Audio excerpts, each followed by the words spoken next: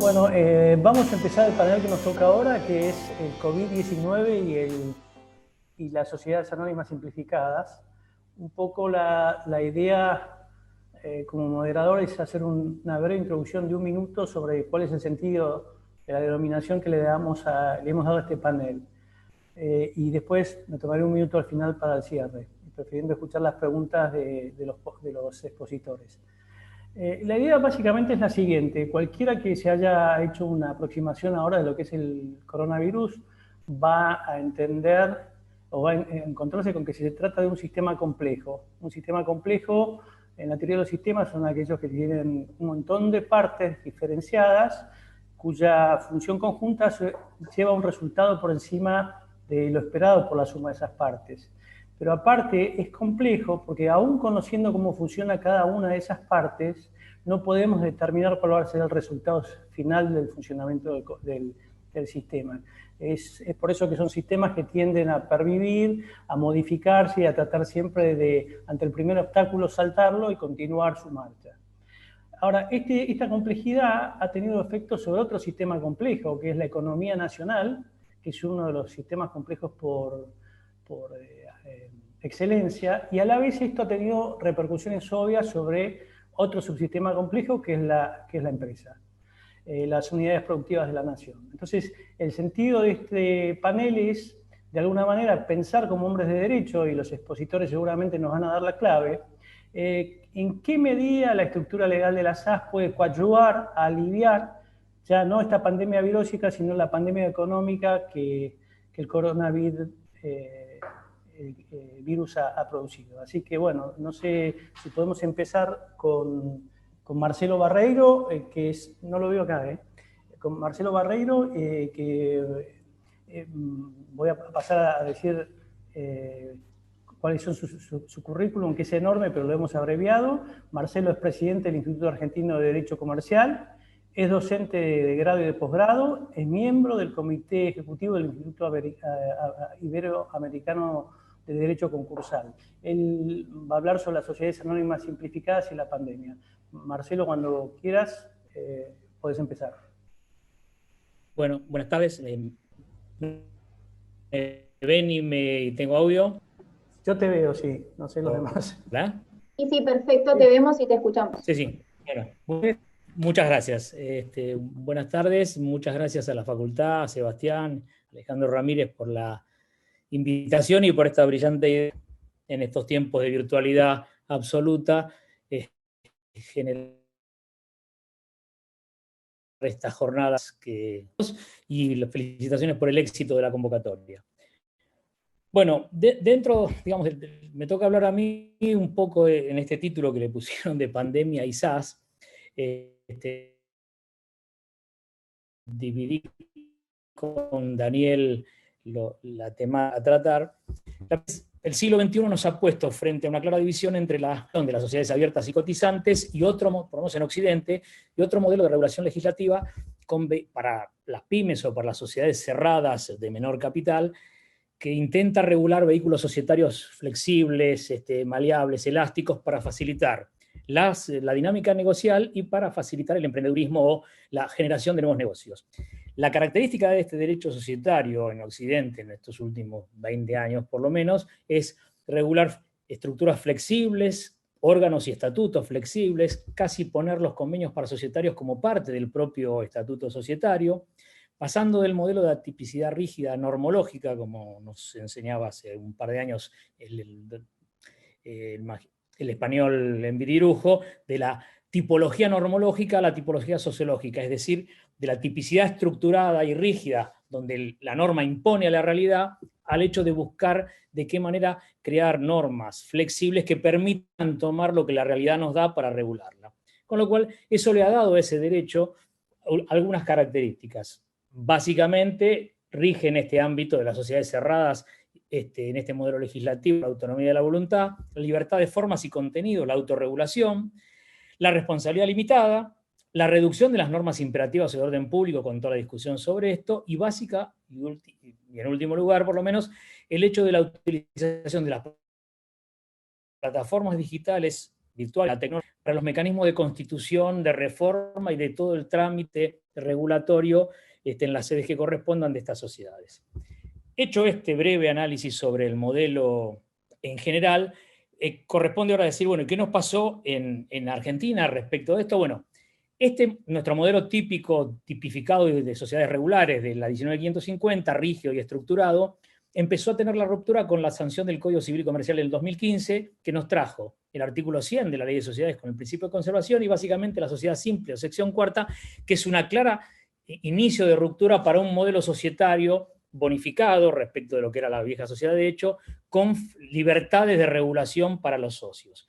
Y esto se consagra con las 27349 de las SAS, que es el vehículo flexible por excelencia, con intencionalidad y el hecho de la consagración de la digitalidad en todo lo que fuera posible para su registración y para su inscripción en función de lo que la ley aplica. Bien, entonces, frente a esto, la pregunta de pandemia y SAS parecería entonces que en una circunstancia como esta, en donde a la crisis económica habitual que nuestro país tiene, que viene arrastrada de hace bastante tiempo, se le ha sumado una crisis económica mundial.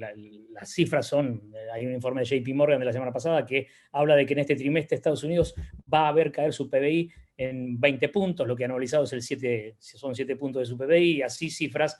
El Banco de Europa está hablando de préstamos de sumas millonarias para reactivar las economías, porque la crisis sanitaria deriva inexorablemente con el cierre de actividades económicas en crisis económica.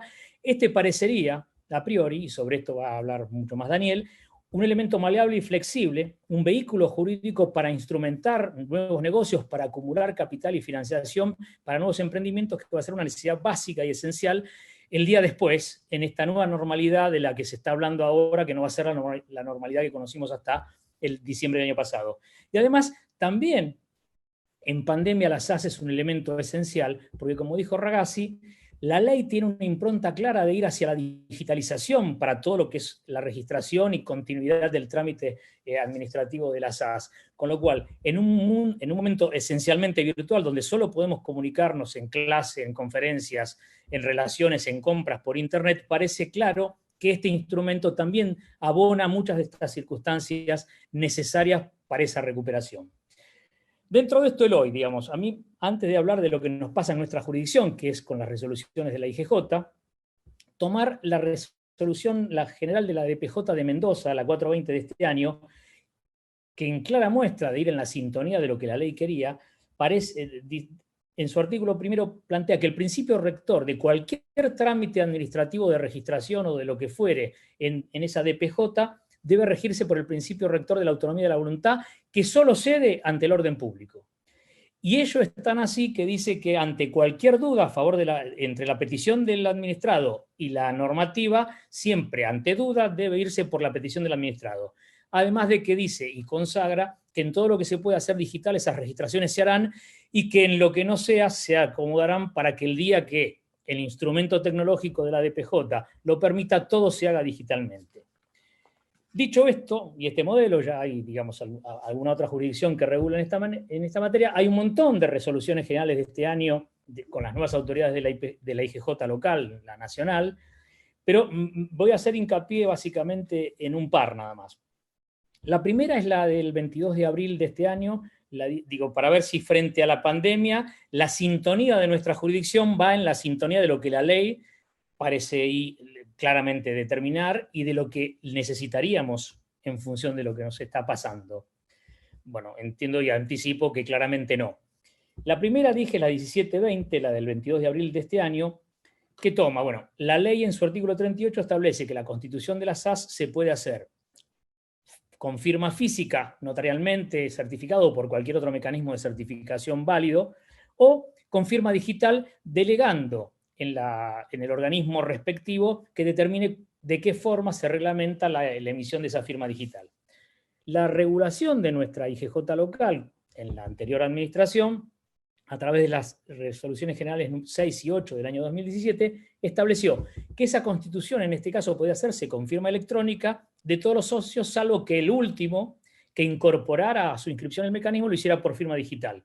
Creo yo, en una reglamentación posible, en una forma de reglamentación posible de su de las facultades delegadas que le hacía la ley.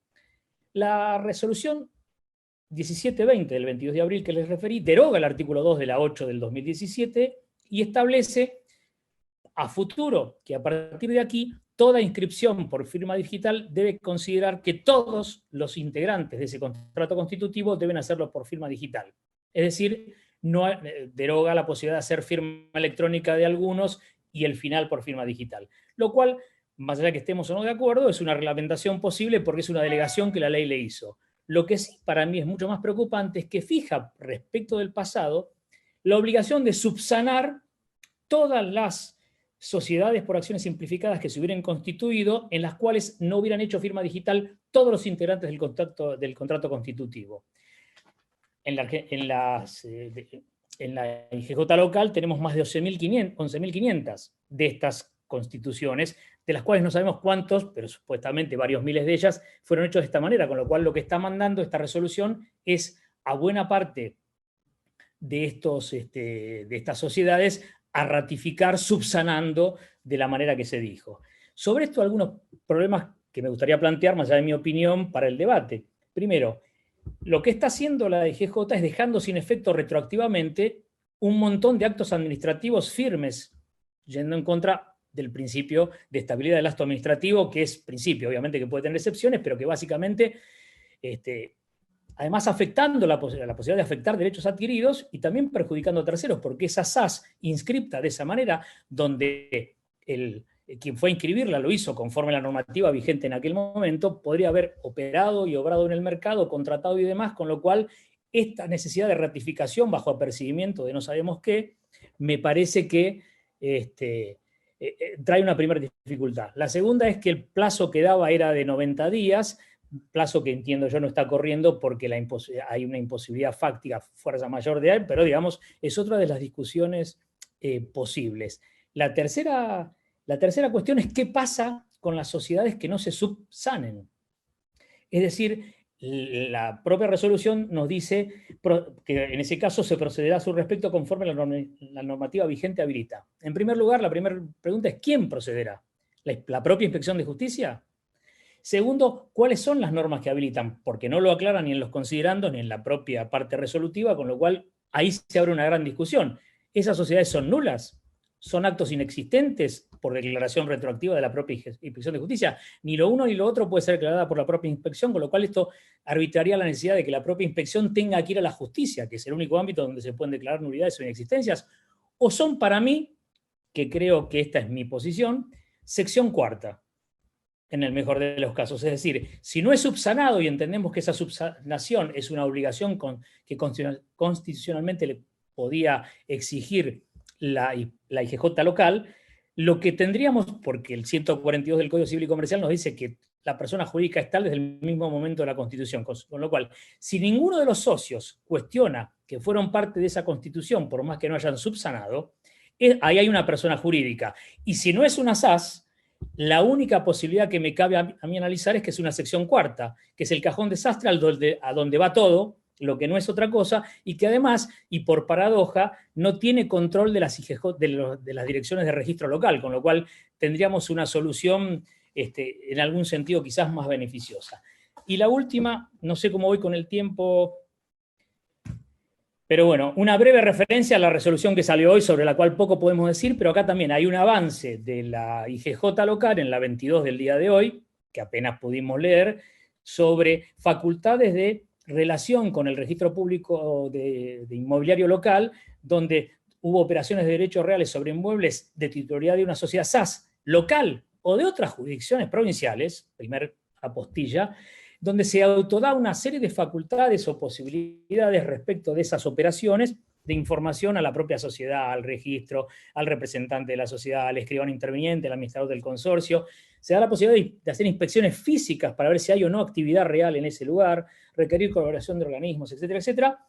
E incluso dice que en caso que advierta que ahí hay una sociedad que no tiene actividad real, con lo cual no hay una relación directa, surgiría una inoponibilidad, con lo cual dará instrucciones o algún verbo así, utiliza al Ministerio Público Fiscal y a los agentes fiscales para que hagan las acciones de inoponibilidad correspondientes. Esto ya ha merecido hoy una respuesta de parte de la Fiscalía de la Cámara Comercial Nacional, diciendo que desde el año 94, y esto debería saberlo la Inspección de Justicia, los ministerios públicos fiscales son autónomos por manda constitucional, con lo cual nadie les da instrucciones sobre lo que deben hacer, con lo cual hay otra referencia. Con lo cual, digo, para sintetizar, en primer lugar tenemos una clara mirada negativa sobre el Instituto SAS, esto es claro, y una regulación normativa que creo que excede claramente las facultades propias de la IGJ en esta circunstancia y las que la propia ley, que debe ser vigente y que no puede haber otra cosa en todo lo que no se concilie con sus principios, con sus normas y con su espíritu, y que esto está avasallado. En alguna segunda circunstancia, muchas de estas normas podrían tener cuestiones de constitucionalidad, pues esto ya ha sido planteado en doctrina, como que exceden en violación, porque algunas ni siquiera son complementando la ley, sino que son contra la ley y las facultades propias que tiene. Después hay claramente en esto último un avance sobre el federalismo, porque esta circunstancia de la resolución que salió hoy, por lo menos a priori, decir yo voy a controlar las SAS que están en mi jurisdicción y cualquier otra que tenga inmuebles acá, aunque sea de otra jurisdicción, lo que no sabemos es para qué, cómo tomarán esto las DPJs locales, la verdad que no creo que demasiado bien. Y esto nos va a generar, me parece a mí, otro fenómeno que ya estamos viendo, que son regulaciones más amigables en otras jurisdicciones, y jurisdicciones amigables a donde van a ir, como en otra época ha pasado con otros institutos, a inscribirse las sociedades anónimas simplificadas por este virtual cerrojo que hay acá. Con lo cual, para terminar, y no excederme más, creo que ya está el tiempo, me parece que la mirada, como dijo Guillermo Ragazzi hoy, y más de uno hoy, es hacia el futuro, digamos. Hay una cita de Kennedy que me gusta repetir que dice que el cambio es ley de vida. Quien solo mira el pasado y el presente se olvida del futuro. Y me parece que hoy nos interpela esta realidad de la pandemia, esta imposibilidad física de estar juntos, esta necesidad de recurrir a otros remedios, a mirar inexorablemente el futuro, que lo vemos gris, que lo vemos, pero que indudablemente va hacia la flexibilización de normas, la flexibilización de los institutos jurídicos y la necesidad de la virtualidad y del cambio tecnológico. Así que muchas gracias. Marcelo, muchísimas gracias por tu exposición clarísima, como siempre. Ahora nos toca la exposición del doctor Luis Miguel. El doctor Luis Miguel es un abogado y doctorando de Derecho Privado de la Universidad Nacional de Tucumán. Es también profesor de grado en esa universidad. Es director de estudios de investigación de Derecho Contable en la Facultad de Santiago del Estero. Es profesor miembro del Instituto de Estudios Legislativos de la Federación Argentina de Colegios de Abogados y es autor de numerosos congresos, ponencias y publicaciones. Luis, si querés iniciar tu exposición, con mucho gusto te escuchamos. Bueno, muchas gracias. Primeramente quería agradecer a la Universidad Austral, a la Facultad de Derecho, en la persona de Alejandro Ramírez, de Fernando Pérez Walde, en la tuya, Ricardo Coni, por anticipado, aunque más tarde vas a hacer algo perverso con el tiempo, pero son las reglas del juego. A Guadalupe, el montaje de nuestras cuartas jornadas, que es la primera virtual, y celebramos que así sea. Pueden ver la pantalla, cualquier cosa me hace seña. Sí, sí, se ve. Gracias. Primeramente, vamos a cumplir lo pactado. Esta homonimia de Luis Miguel no es casual, y el tema propuesto de hoy parece una paradoja, porque el tema de nuestra ponencia es dividendos y reservas en épocas de COVID. ¿Y cómo es esto de hablar hoy de dividendos? ¿A quién se le ocurre repartir dividendos o hablar de reservas? Deberíamos haber previsionado antes. Esta situación inédita global nos ha sorprendido a todos. Bueno, si bien no me voy a poner a cantar porque el tiempo no me da y la voz tampoco, pero sí quiero citar tema musical para vos, querido doctor Vítolo. En otra época lo escuchábamos a Franco Simone, otros lo escucharán a Vicentico y a alguien más popular, a Gilda, con la famosa canción Paisaje, y que dice que no se piensa en el verano mientras está en la nieve o cuando cae la nieve. Sin embargo, hoy, ante los efectos de la cuarentena, ¿se puede pensar en dividendos y en reserva donde la gente está encerrada en sus casas, con algunos servicios de abastecimiento que funcionan, otros que no, donde alguna parte privilegiada puede consumir sus ahorros y otras personas dejaron de pagar algunos servicios esenciales o se están empeñando por sobrevivir, donde las empresas son obligadas a pagar sueldos aun cuando muchas carezcan de producción y venta y van deprimida su facturación, o casi nula, donde un decreto de necesidad y urgencia, el número 329 del año en curso, impide utilizar a las empresas los remedios que escasamente el derecho laboral le daba, como atender situaciones de fuerza mayor, suspensiones o despidos, pagando la mitad de las indemnizaciones y haciendo gala de que algunos previsores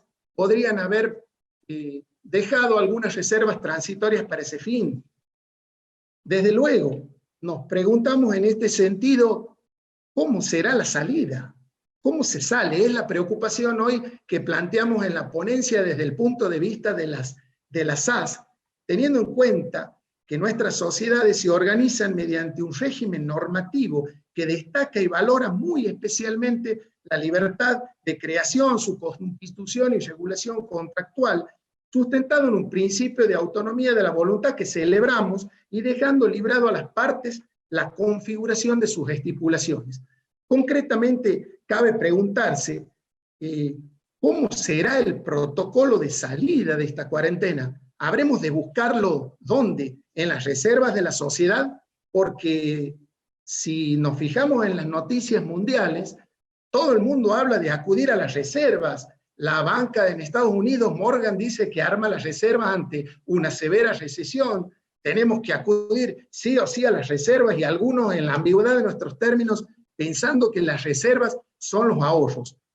Por cierto, que la palabra reservas nos da la idea de que podrían ser fondos acumulados de sustracciones del resultado de la explotación, a los que tal vez se podría echar mano para afrontar pérdidas eventuales o provisionales.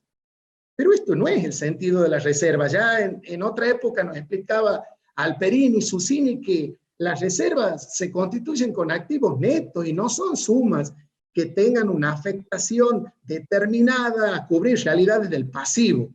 Es un asiento complementario de la cuenta de capital que figura en el pasivo en nuestra situación patrimonial. Ahora bien, ¿qué podemos decir con respecto a nuestras SAS?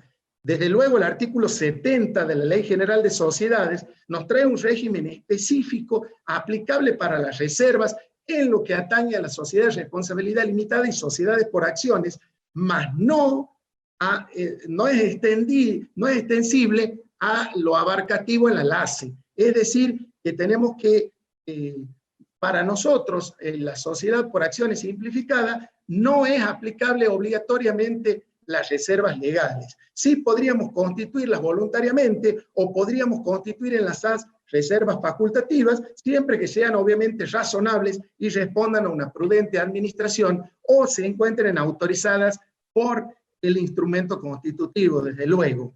Ahora bien, vamos a la segunda pregunta de esta ponencia. ¿Cuándo salimos? ¿Cuándo se sale? Y por esto aparece la figura del calendario. Desde luego, los aquí presentes, muchos académicos, sabrán que hemos perdido la cuenta del año. Muchos de ustedes dirán que terminará el año 2020 en el 2021, fusionaremos los años académicos. En fin, lo cierto es que si bien existe un margen de incertidumbre, la certidumbre la tenemos en la SAS en cuanto al cierre del ejercicio. Desde luego, nosotros en la ley 27.349 establece, ¿no es cierto?, la posibilidad y la obligación del cierre de ejercicio, de determinar la fecha del cierre del ejercicio, cosa que no ocurre lo mismo con el artículo 11 de la Constitución en la Ley General de Sociedades. Y en ese cierre de ejercicio nosotros tenemos que dar una mirada y un informe tal vez en cuanto a la problemática patrimonial, económica y financiera. Vamos a la otra pregunta, entonces. ¿Qué haremos y cuál será nuestra llave o el protocolo de salida a esta situación? ¿Será acaso buscar alguna solución con los dividendos? Este año a lo mejor estemos privados de cobrar los dividendos, y es lo más probable. O tendremos que abrirle la puerta a los resultados no asignados, tal vez. O tendremos que constituir con esos dividendos otras reservas. Puede ser. Lo cierto es que no existe ninguna obligación para tratar los dividendos y menos distribuirlos.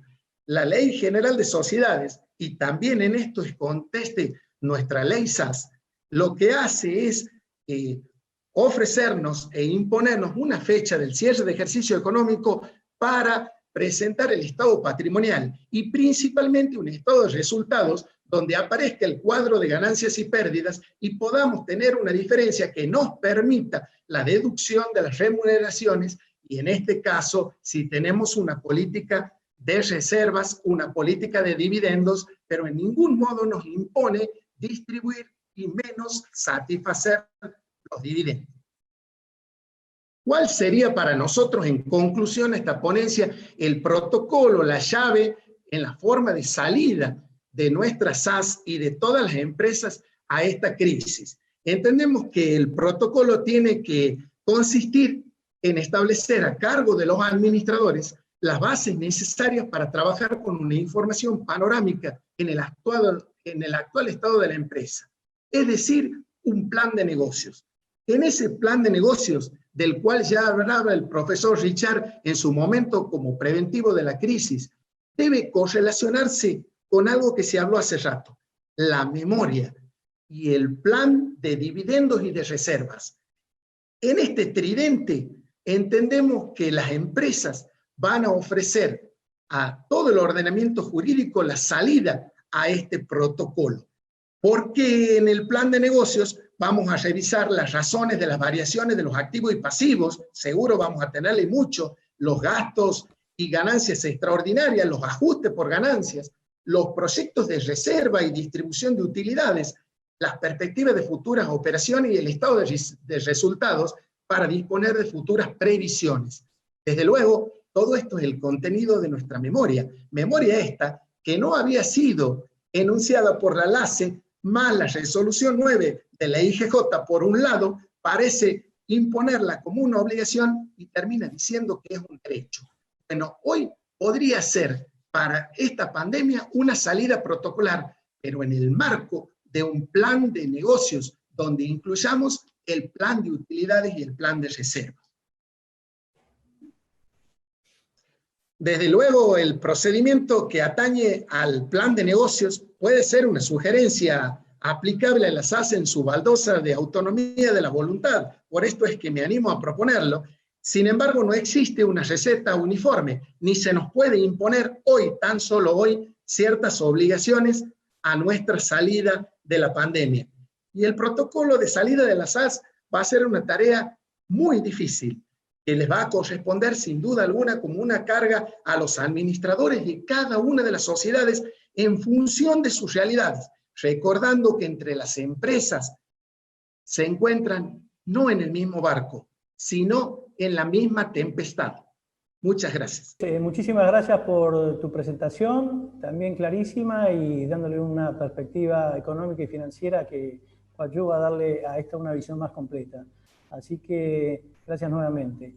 Ahora nos toca asistir a la exposición del doctor Daniel Roquevítolo. Para los que transitamos la vida societaria y el derecho comercial en general, Daniel no necesita presentación, pero bueno, cumpliendo con el protocolo asignado, paso a leer su currículum abreviado. Daniel es doctor en Derecho, profesor titular del Derecho Comercial de la UBA, uno de los 100 juristas convocados para redactar el Código Civil y Comercial de la Nación, autor de la Ley de Quiebras, y sus obras han sido premiadas por 2 academias nacionales de Derecho, y en general es autor de sin número de libros y artículos.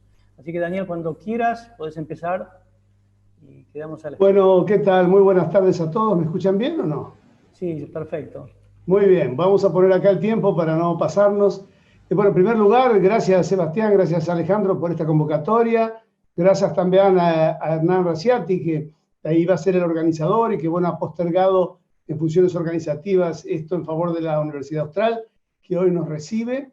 Y muchas gracias a todos los que han participado en esta jornada, que me parece fantástica, que se han manejado con un respeto, con un nivel de discusión y de diálogo muy, muy alto, tan necesario en este tiempo, y también doy una gran bienvenida a un cierto recambio generacional y la entrada de aire fresco de gente más joven hablando de estos temas que tanto nos interesan. Bueno, en los 8 minutos que me toca a mí quiero ser muy breve, y lo que me pidieron los organizadores es que hable de COVID-19 y sociedades por acciones simplificadas. Voy a comenzar con una frase que es una tesis mía que dice: la estructura societaria es a la empresa lo que la maquinaria y los sistemas de producción son al modelo de negocio.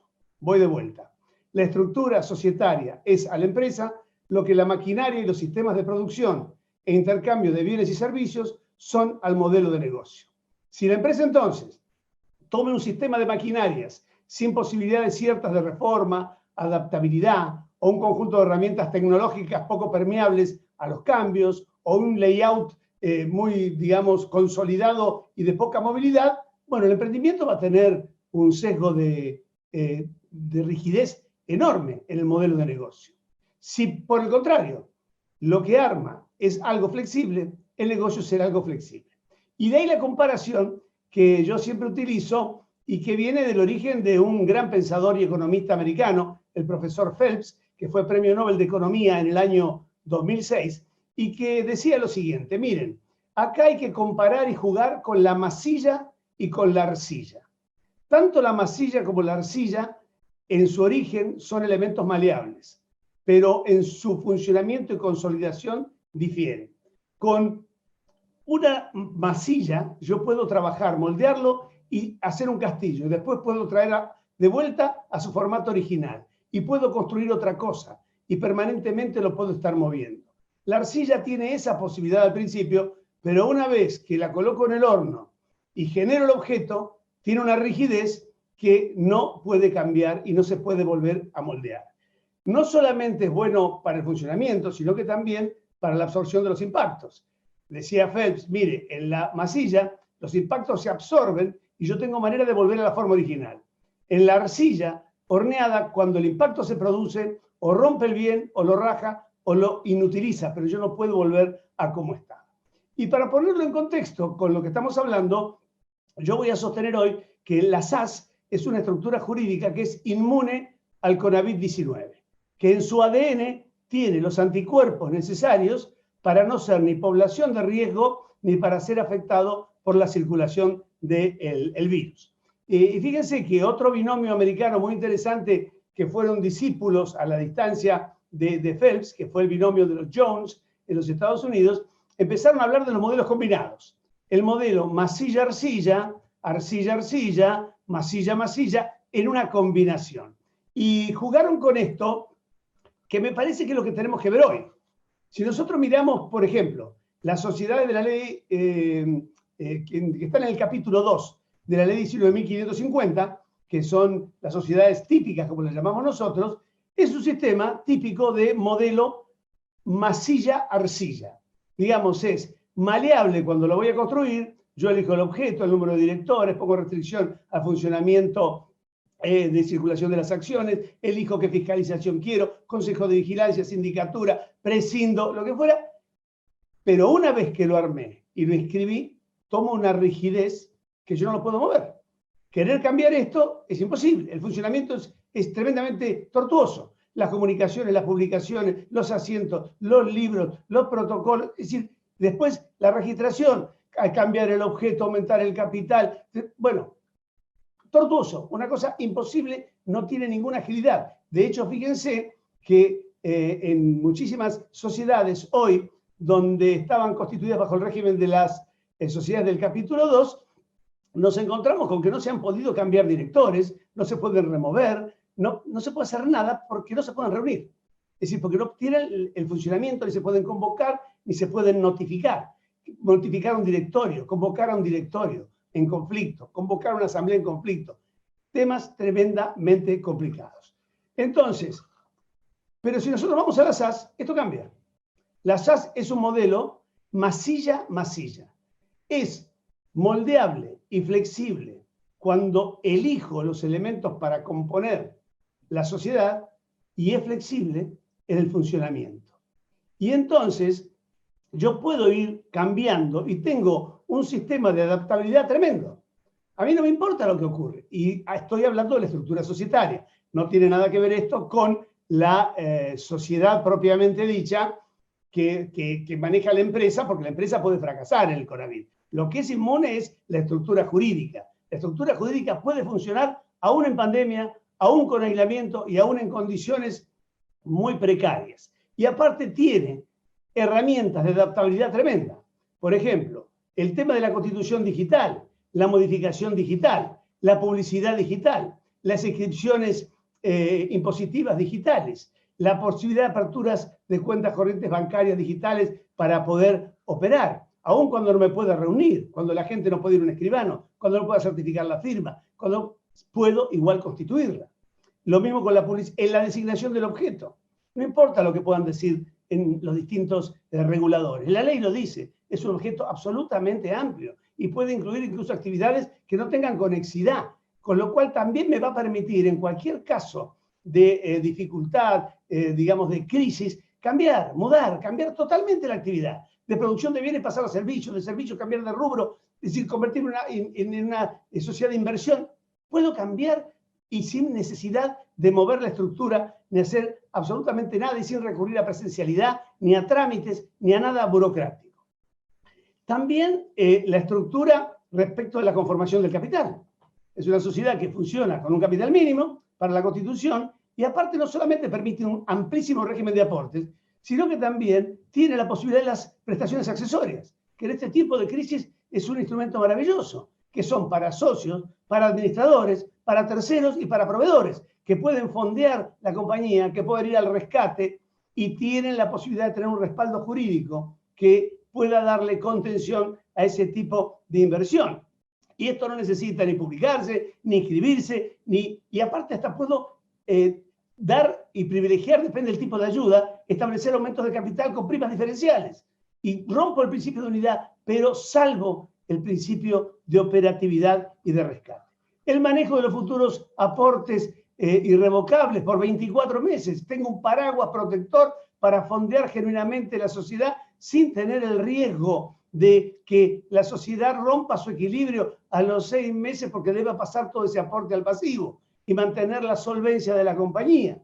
También manejo la estructura de la empresa en la libertad absoluta de organización de los órganos, de administración, de gobierno, de fiscalización. Elijo lo que quiera, los armo como quiera, con la gente que quiera, con la mayoría, con los quórum, con la forma de convocatoria, por correo electrónico, por WhatsApp, no importa, funciona. Puedo hacerlo funcionar y los puedo diseñar. El registro de las operaciones sociales. Mientras todo el mundo está preocupado por la contabilidad de los estados financieros, yo estoy en la nube. Trabajo digitalmente en un 100%. Tengo las actas de los órganos en un 100%. Tengo la documentación societaria totalmente digitalizada y con una flexibilidad enorme que me permite seguir operando en condiciones y en momentos donde el resto de la gente no puede operar porque está sujeta a un sistema de aislamiento sanitario, preventivo y obligatorio.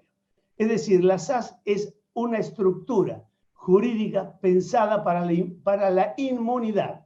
Y esta pandemia, que es una desgracia para todos, la ha puesto a prueba y la ha hecho salir exitosa. Porque es el verdadero modelo masilla-masilla. Ahora, ¿alguien quiere volver a un sistema arcilla-arcilla, masilla-arcilla? Sí, es válido y está dispuesto. Y está disponible para todo el que lo quiera elegir y escoger. Pero en tiempos de cambio, en tiempos de crisis, en tiempos donde lo incierto viene y donde no sabemos cómo tenemos que reaccionar, no caben dudas. Que como dice el profesor Phelps, la combinación masilla-marcilla, que también la sostuvo el profesor Johansen, miembro de la Academia de Economía y de Ciencias Económicas de Noruega, profesor muy, muy interesante en materia de crecimiento económico, el sistema masilla-masilla, y estos son los modelos que van a estar preparados para los desafíos que puedan venir. Y lo cierto es que los desafíos en este tiempo son muy difíciles y este aislamiento preventivo y obligatorio hay que acostumbrarse que no es algo de lo que se entra para salir, sino que es algo a lo que hemos entrado para salir y probablemente volver a entrar en varias oportunidades y en diferentes tiempos. Que sirva esto de lección de que la flexibilidad y los sistemas empresarios o las estructuras jurídicas elaboradas sobre la base de los principios masilla-masilla son las únicas que se permiten estar operativas cuando nadie lo está. Gracias. Daniel, muchísimas gracias por la exposición. Nos reservamos para las preguntas al final. Ahora vamos a pasar a tratar la exposición del doctor José Sala Mercado. El doctor Sala Mercado, puede ser su currículum abreviado, es doctor en Derecho de Ciencias Sociales de la Universidad Nacional de Córdoba, es máster en Derecho Empresario de la Universidad Austral, es máster de Derecho de los Negocios Internacionales por la Universidad Complutense de Madrid y es máster en Dirección de Administración de Empresas por la Universidad Internacional de La Rioja. Aparte de abogado, es escribano y es profesor en varias casas de estudios y autor de numerosos libros y artículos de doctrina. Cuando quieras comenzar con tu exposición, estamos a la espera. Quiero comenzar sin antes agradecerte, Ricardo, agradecerle a Alejandro y a Sebastián, grandes amigos, por haberme dado la posibilidad de estar acompañando. ¿Qué puedo decir después de lo que han dicho mis predecesores, digamos? Es decir, los doctores han sido suficientemente claros y suscribo todo lo que acaba de decir el doctor Vítolo. El título de mi comunicación era El objeto múltiple como herramienta para sobrevivir a la pandemia económica. Es decir, la verdad es que basta la primacía de la realidad para darse cuenta que la SAS es un vehículo a todas luces propio para poder sortear la pandemia. La única crítica que le podemos hacer a la SAS es que llegó tarde al derecho argentino, porque la SAS está hecha a medida de lo que la Argentina necesita. Si desde la época de mi abuelo hay crisis acá, tuvimos inflación, hiperinflación, peso, dólar, patacón, lecor, peso ley, bueno, todas las historias había y por haber. Entonces, ¿cómo no le vamos a dar al empresario una herramienta para que el empresario se convierta permanentemente y pueda, como decimos en lo que es la administración de empresas, buscar océanos azules, digamos, generarse nuevos marcos de mercado a donde poder incursionar para sortear las pandemias económicas que nos afectan desde hace antaño? Entonces, la verdad es que uno ve hoy, y la realidad de esta comunicación la llama a la reflexión para que pensemos entre todos qué queremos ser, hacia dónde queremos ir, queremos la libertad, no la queremos, le tenemos miedo a la madurez y a la responsabilidad que implica ser libres, porque entonces hemos dado vuelta a la Constitución a donde lo que no está permitido está prohibido, estamos en un excesivo deseo de reglamentar absolutamente todo, de prohibir lo que la ley autoriza. Esto venía a colación de lo que ya se ha dicho, es decir, artículos 67 y 68 de la 5/2020, volver a hablar de objeto único respecto de la SAS, contrariando a todas luces no solamente el espíritu, sino la letra de la norma.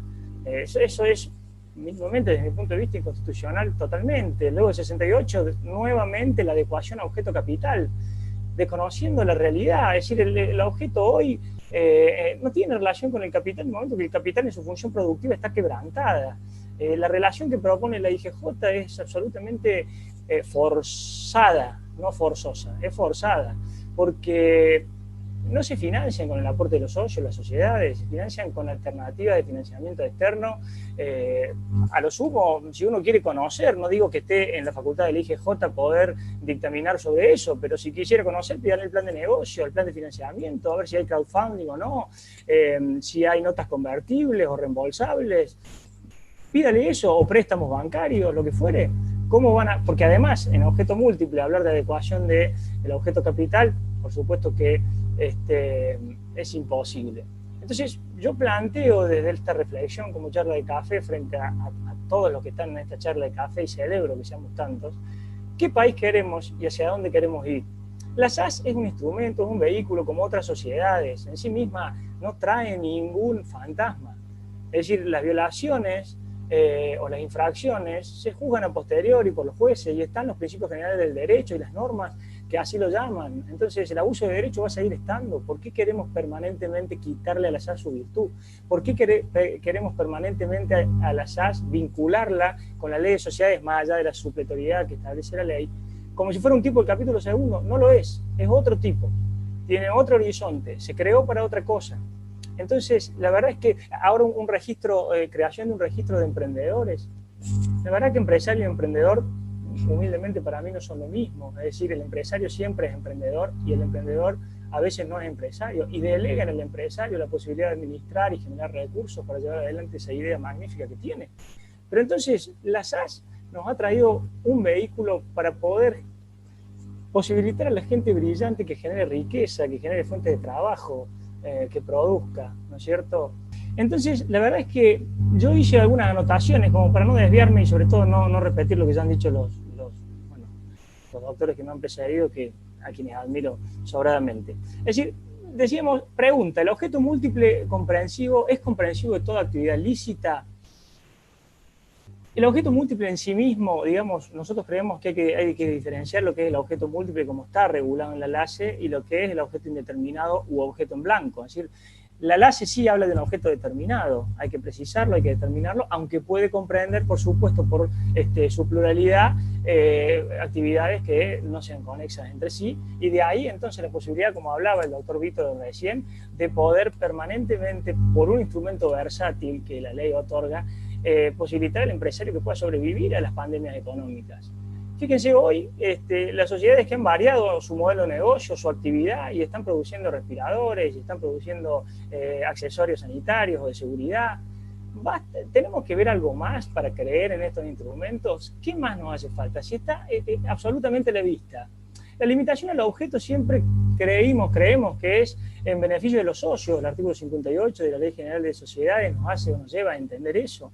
Pero bueno, dejémoslo a los socios que decidan, o a los inversores que decidan si quieren invertir en una sociedad de objeto único o en una sociedad de objeto plural. No hay una limitación más que la licitud, no hay una limitación más que la que propone el Código Civil y Comercial de la Nación en materia de, por supuesto, una actividad lícita, posible, ¿no es cierto?, que no sea contraria a la moral, a las buenas costumbres, a la dignidad humana, etc.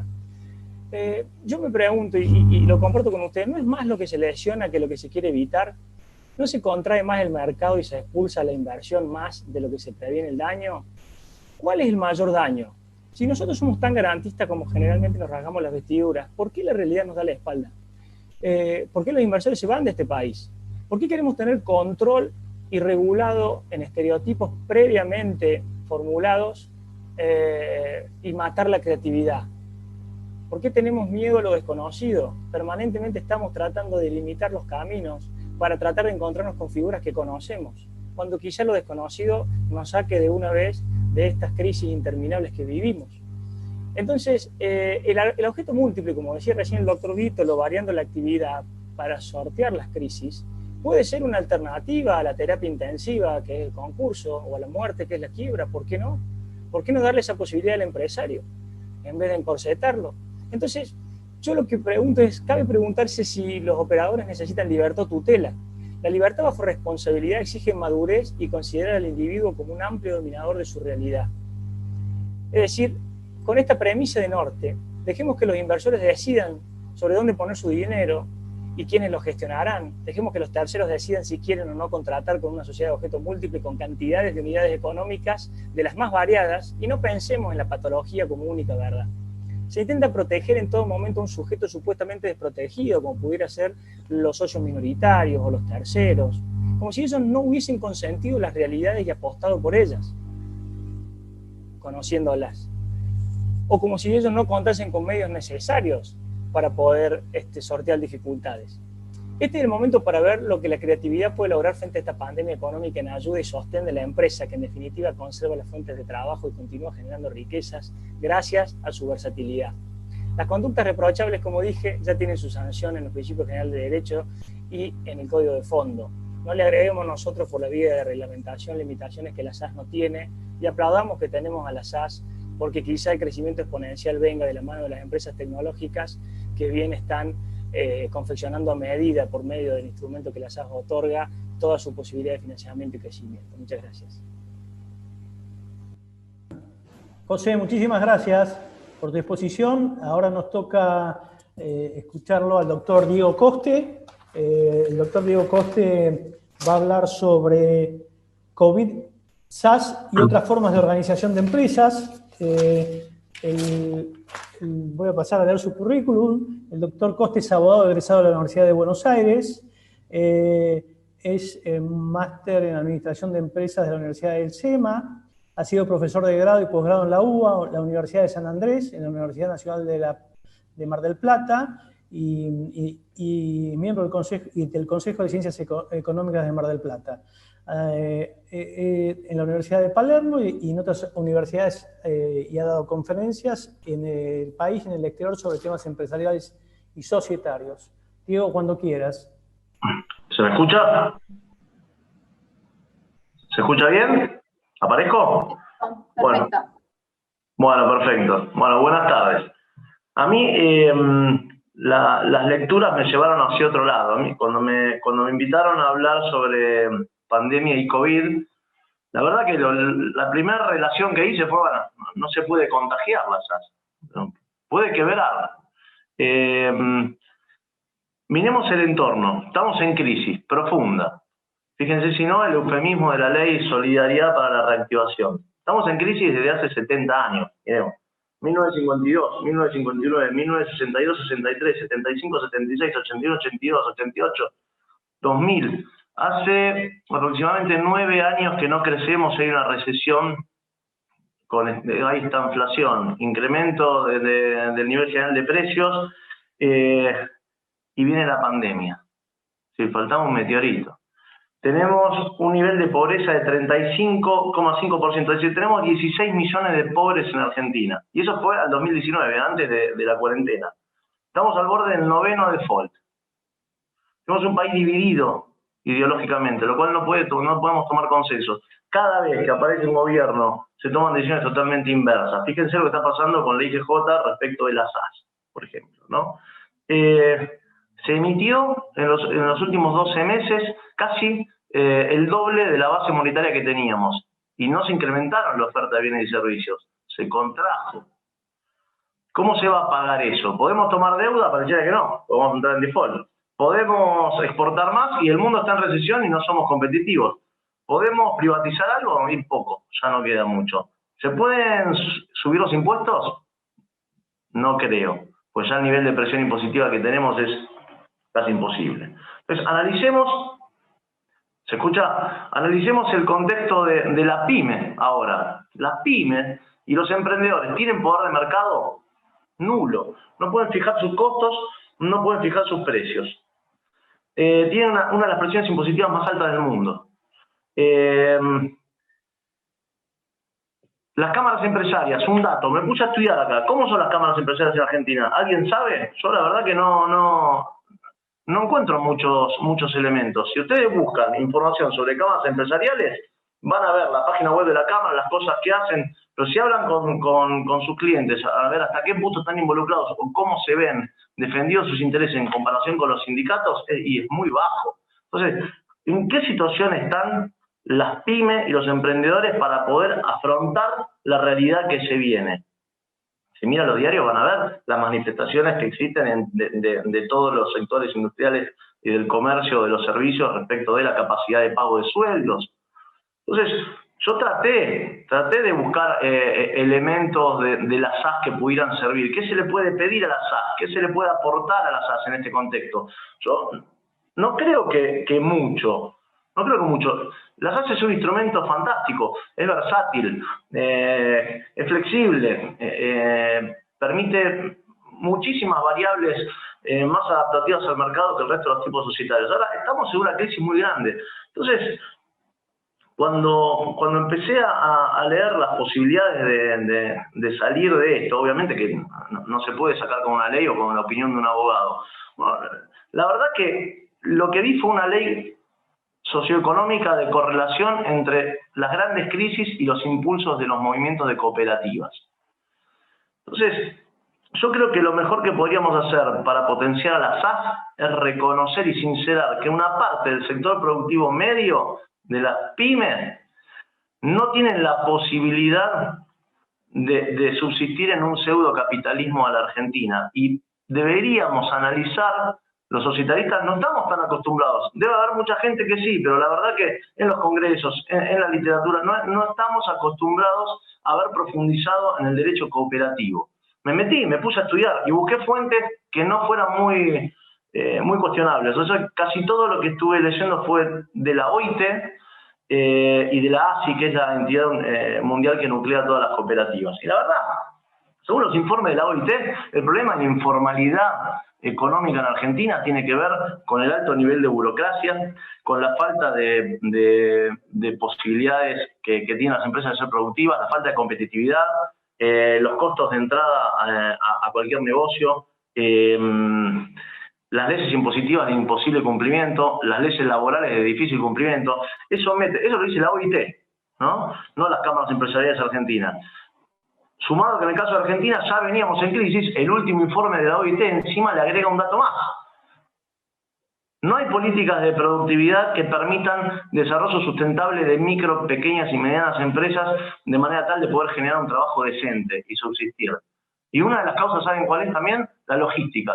La OIT lo dice, 92% de la logística en Argentina está hecha a través de camiones, cuando hay otras vías mucho más baratas y eficientes. Entonces, las MIPYME y los empresarios en Argentina viven en una especie de anomia boba, como decía Nino, que lo tomó de Merton y tal vez de Max Weber.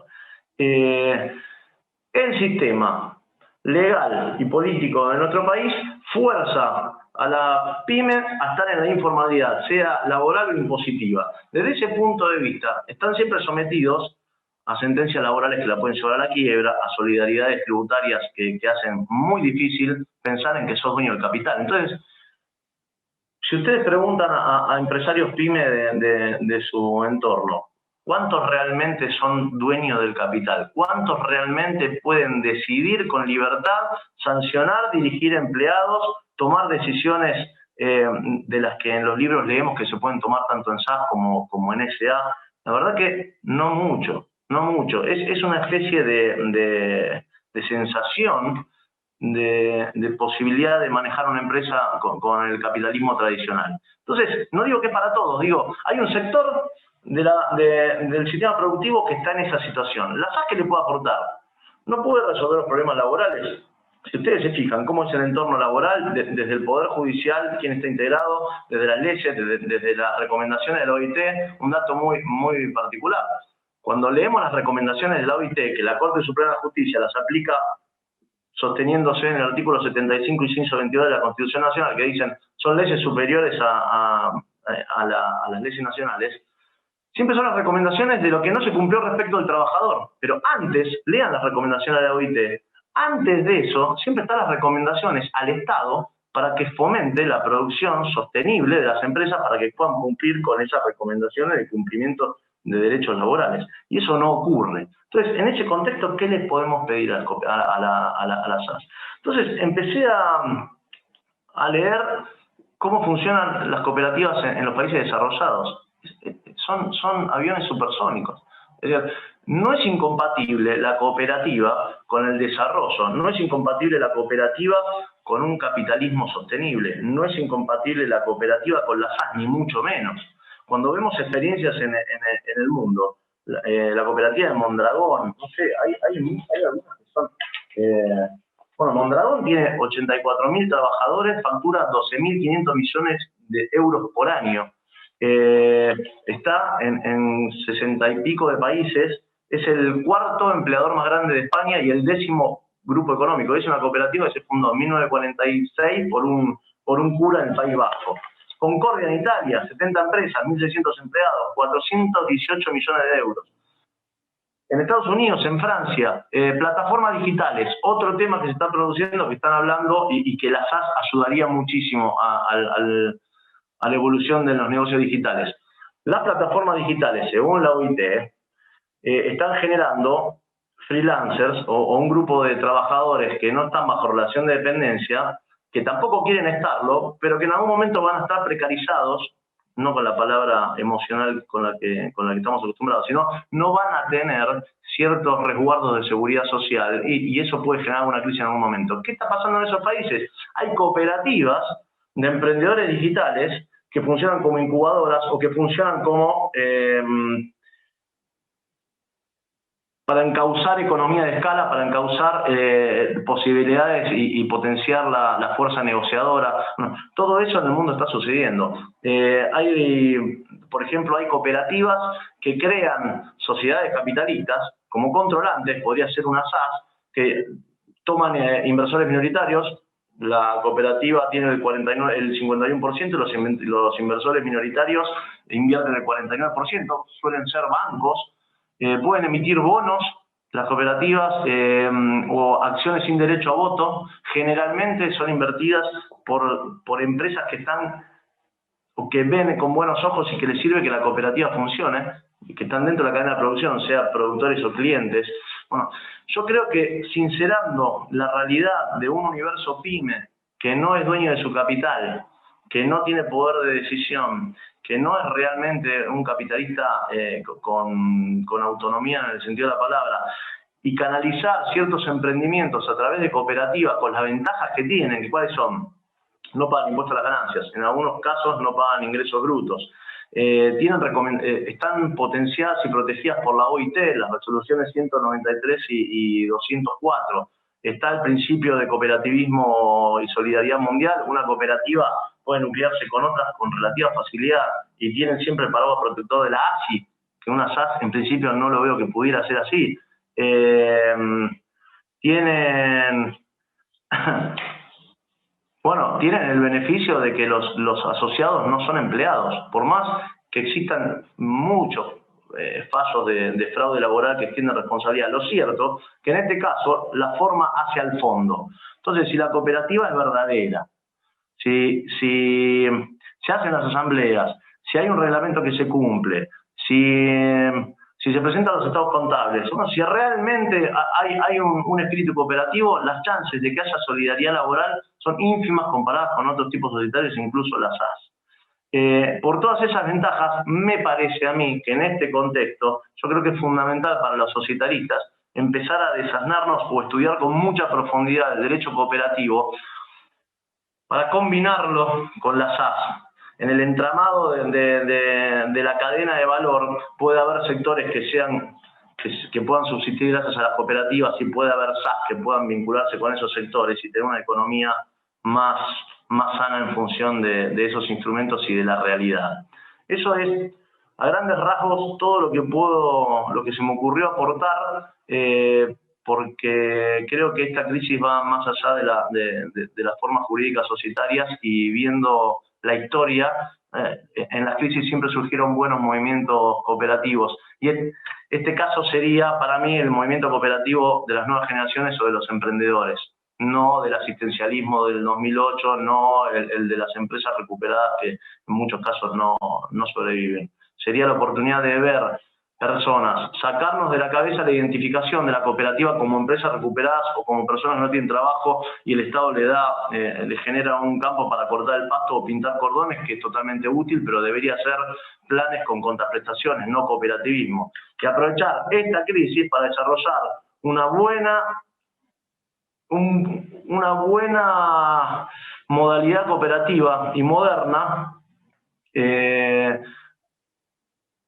canalizada a través del impulso de verdaderos emprendedores, personas capacitadas, personas con ideas, personas que puedan nuclear capital, personas que tengan entrenamiento en management, personas que estén experimentadas en un cierto ramo de la industria del comercio, de los servicios.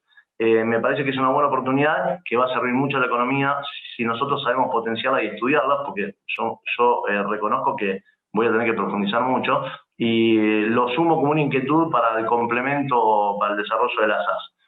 Bueno, eso es todo, espero que haya servido y gracias. Diego, muchísimas gracias. Bueno, ahora lo que vamos a pasar, les pido a los expositores, voy a hacer una pregunta para cada uno, si se la pueden hacer un ejercicio de síntesis y contestarlas en 1 minuto, así me dejan 2 minutos para el cierre. La primera de esas preguntas se la voy a hacer a Mariano, que es, nos están preguntando acá, dame un segundo porque me parecía interesante, nos preguntaban, con relación a la 17 del 2020 del IGJ, ¿qué sucede con aquellas SAS que han sido constituidos por un elenco originario de accionistas, pero que ahora cuando viene la subsanación, resulta que las acciones han sido transferidas a otros accionistas completamente diferentes de los originarios?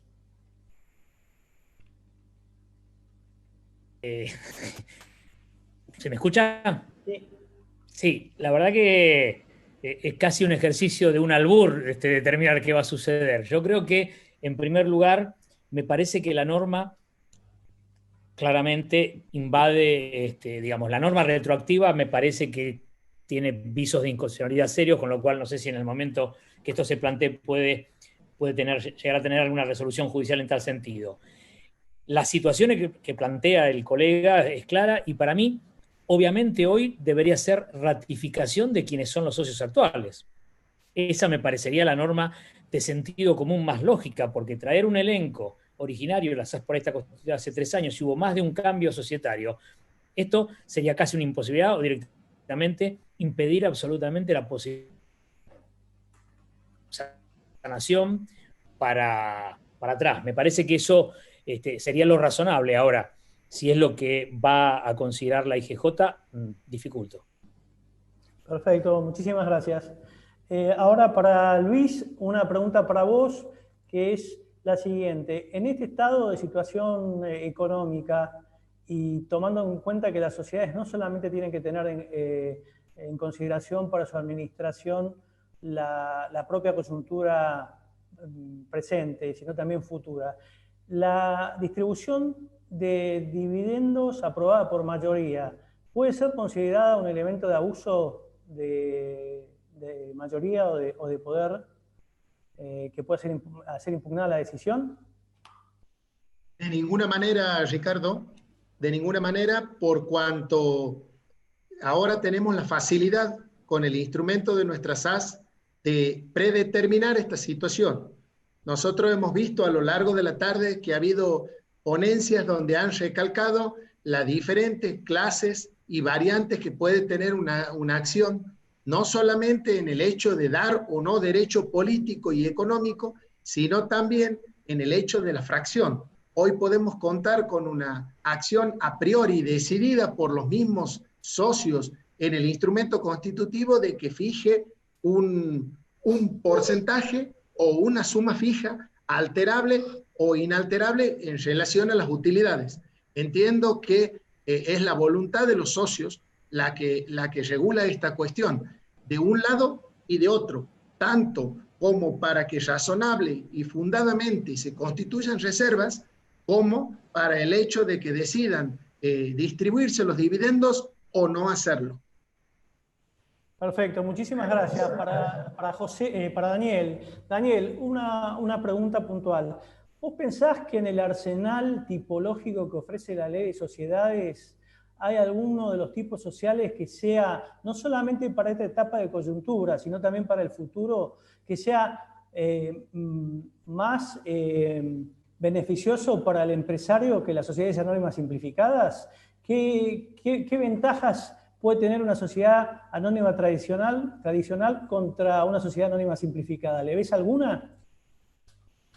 No, yo no le veo la ventaja, sobre todo porque, aparte, ahora la SAS también puede recurrir a la oferta pública. Entonces, me parece que en este tiempo, lo que hay que tener en claro es lo siguiente. El cambio que se viene es tan disruptivo y tan fuerte. Lo que vamos a encontrar después de esto no sabemos qué es. Y aparte va a ser con un cambio absoluto en los medios de producción, por el tema del distanciamiento social, los costos de producción se van a incrementar, el modo de producir, de vivir, de convivir va a ser diferente, y entonces vamos a estar en una economía y en un sistema de convivencia social de exploración. Esta es la segunda tesis mía. Se acabó la planificación, no se va a poder planificar. Estamos acá, queremos llegar allá, y este es el camino. En esta realidad no sirve, porque no sabemos cuánto dura el diluvio. Entonces, ni cómo va a ser lo que encontremos cuando bajamos del arca. Entonces, ahora viene una época de exploración. Y para explorar se necesita ir ligero de equipaje y con mucha facilidad de movilidad. Las estructuras pesadas, rígidas, complicadas, formales, no permiten la exploración. Así que me parece que, bueno, por supuesto, esto no significa que tienen que desaparecer las sociedades, ni que van a desaparecer, pero que en momentos de incertidumbre y en regímenes de exploración, las estructuras masilla funcionan mucho mejor que las otras, no les quepa la menor duda. Bueno, muchísimas gracias. Ahora, José, para vos una pregunta. Esta es una pregunta que me nace a mí, que es más de orden axiológico y no relativo a lo que la ley en forma precisa establece. ¿Vos considerás que la ley inglesa fija en materia de objeto lo siguiente: salvo que esté determinado el objeto, si nada se dice, se considera que el objeto es irrestricto? ¿Vos pensás que es necesario la determinación del objeto? ¿Es un elemento que debería ser esencial en la sociedad? Gracias, Ricardo, por la pregunta. Si nos tenemos que atener a la letra de la ley, que es lo que tenemos que hacer, la precisión y la determinación del objeto deben estar, aunque permita la posibilidad de un sinnúmero de actividades y hasta inconexas. Pero no podemos perder de vista la tendencia mundial, que es ir hacia el objeto blanco o el objeto indeterminado, en donde lo único que hay que procurar es la licitud del objeto. Y punto. Y a partir de ahí, si no se dice nada, será objeto indeterminado. No digo que sea la letra de nuestra ley, pero sí digo que la tendencia mundial, y está Francia, está México, está Colombia, por supuesto el derecho americano en las leyes tipo y la legislación de Delaware, va hacia ese lugar. Y yo no veo ningún perjuicio. Yo creo que nosotros tenemos que hacernos la pregunta que compartía con ustedes. ¿A quién intento defender? ¿Cuál es el perjuicio? ¿Por qué limitar el objeto que supuestamente decimos está impuesto en beneficio de los socios, y los socios son libres de invertir en una sociedad de objetos múltiples?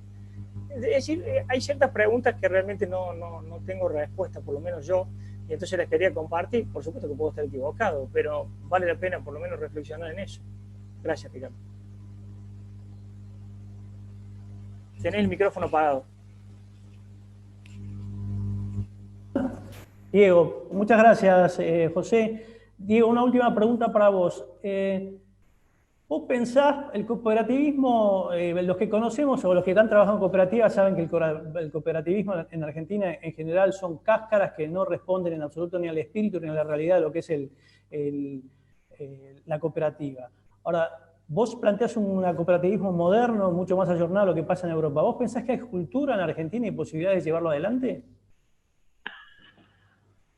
No, por ahora no. Hay un movimiento cooperativo que es bastante más serio de lo que nosotros imaginamos, porque tenemos la experiencia del asistencialismo y de las empresas recuperadas o de las cooperativas truchas, ¿no? Que en Mar del Plata hay mucha experiencia. Pero también tenés del otro lado tenés muchas cooperativas en Argentina que funcionan muy bien. Hay, no sé, por ejemplo, hay una cooperativa que estuve buscando, que salió en informe de la ASI. Busquen, Shicop. Shicop es una cooperativa argentina de plataformas digitales de personas que se dedican al mundo digital. Después tenemos cooperativas de distribución y de logística de farmacia que funcionan en toda la provincia de Buenos Aires, que tiene una tecnología de punta alemana, que compran y distribuyen con muchos beneficios. Tenés, por ejemplo, esa yerba que toma todo el mundo, que es Playadito, que se puso de moda, o que está bastante buena, por lo menos yo la conozco, son cooperativas. Hay muchas cooperativas que funcionan. Tenemos el problema histórico de que muchos movimientos de cooperativas fueron motorizados por los sindicatos, como ANTA, que si bien funcionan no tienen esa autonomía y tienen una cultura que se identifica con los trabajadores y no con el propietario de su propia actividad, ¿no? Luego tenemos el asistencialismo del 2008 en adelante.